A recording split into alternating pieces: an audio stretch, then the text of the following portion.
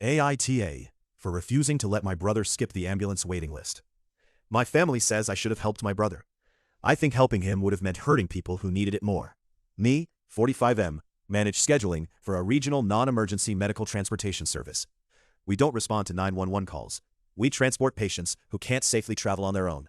Dialysis, chemotherapy, hospital discharges, specialist appointments. Every day is a puzzle. There are only so many ambulances and wheelchair vans available. Someone always wants an earlier pickup. Most people understand when we explain how scheduling works. A few weeks ago, my older brother, 49M, called. He'd recently injured his back and needed transportation to an orthopedic appointment across town.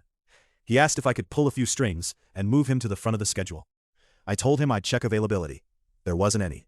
The earliest transport was 2 days later. He wasn't happy. He reminded me we were family. He said I was the one person who could actually do something. Honestly, part of me wanted to help. If it had only affected me, I probably would have. But changing one patient's position doesn't create another ambulance. It pushes someone else back. My brother insisted one appointment couldn't possibly matter that much. So I asked our scheduling coordinator to show us exactly what the day looked like. The real twist came when she pulled up the schedule. Patient names were hidden for privacy, but appointment types and medical priorities weren't. Ahead of my brother were people traveling to dialysis, several chemotherapy treatments, a patient being discharged after major surgery, someone headed to a neurological specialist after a recent stroke. Every available vehicle was already assigned. Moving my brother ahead would have delayed one of those patients. He looked at the screen for a long time, then quietly asked, "Those are the people I'd be bumping?" The coordinator nodded. She explained that our scheduling system automatically prioritizes medically necessary transportation based on clinical urgency and appointment requirements. We don't move people simply because we know them. If we started making exceptions, the entire system would become unfair. My brother didn't argue anymore. He thanked the coordinator, then told me to leave his appointment where it was. A few days later, another family member called. Apparently my brother had told everyone I'd refused to help him.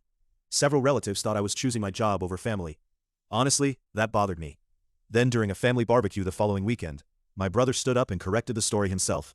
He explained why I'd said no. He admitted he'd assumed someone else would only be inconvenienced by an hour or two. He hadn't realized those someone else's were people receiving life-sustaining treatments. He apologized to me in front of everyone. That meant a lot. Looking back, helping family doesn't always mean giving them what they asked for. Sometimes, it means refusing to give them something they shouldn't have. If I'd moved my brother ahead, someone else's mother, father, or child might have paid the price. So, AITA.